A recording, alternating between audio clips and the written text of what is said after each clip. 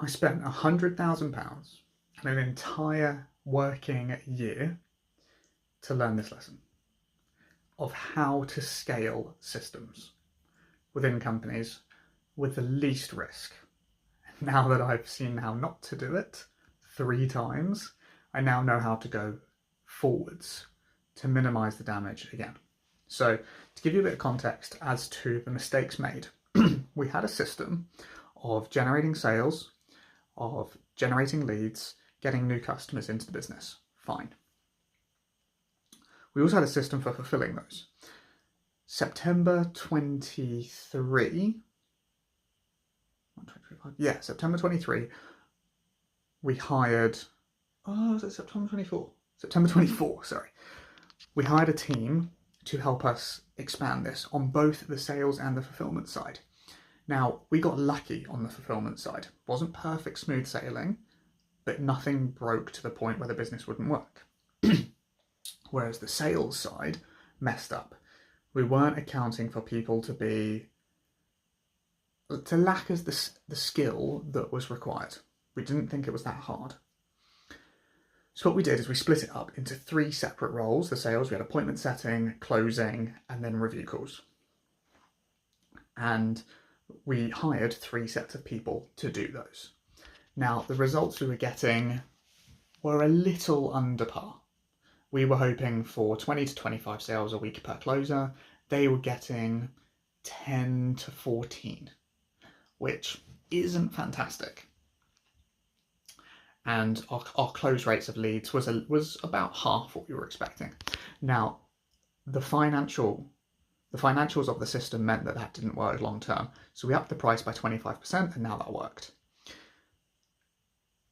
As we paused this, we then started a new system where we kept that together, but we gave people more independence about how they were doing their role and a bit more control, thinking that would help. That didn't go so well. And so then we stopped. We did a 3rd round, and this one we brought all 3 roles back together. We were thinking, right, let's really get them onboarded, get them trained before they start. This will come with a much better output. And this was the worst outcome of all. And this is what cost us $100,000, and we've been cleaning up for the last 6 months. So now you understand the backstory of how it didn't work. How can we alter things going forwards to stop this happening again? If you're testing a new system, what you should do is switch out one cog at a time. So how would I do this again for a new company? I'd hire one tutor to fulfill the tutoring, making sure that they've taken everything on, that the outcome is pretty much the same. When you delegate, it should be done to a similar standard, right? And that's what you do. You bring someone in and you essentially have a tick list that you've created of how to do the job. You do it with them watching through the tick list. They then have a go with you watching through the tick list. If they nail it, they then do it by themselves with the tick list. And if it all works, great, you've delegated. Huge. Rather than hiring a full team of 5 people like we did straight away.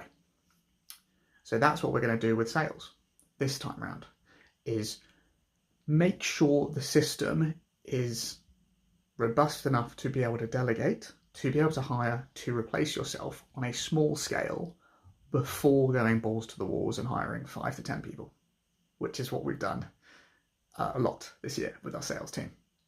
And what's got me thinking about this today was analysing a friend's business who have been in the same place for an entire year because of the way that they're testing new systems. When you test new systems, don't turn the old ones off. Otherwise, you don't know what's the cause to the change, right? So when you test a new channel, when you test a new thing, you have to leave everything else the same, and you have a fixed test period and a test amount. And you'd say, okay, at what point is the test over? And only once you have the results can you then make a decision.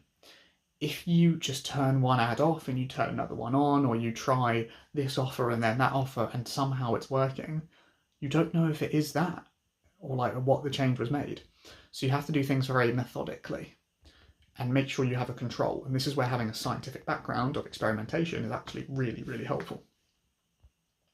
So the key takeaway, how to expand systems that are currently working, right? First of all, replace one cog at a time to increase your leverage. Make sure that the thing can be delegated. Once you have successfully delegated all of the money models actually work, then you can scale big. But I would say don't take that risk unless you know it works and you've done it successfully first. Because you might find glitches in the system, but yes, you do find it faster. So if you have funding, maybe that's something you can do. But if you bootstrap like us, probably not the smartest thing. Hopefully that saves you a couple of £100,000. All right, peace.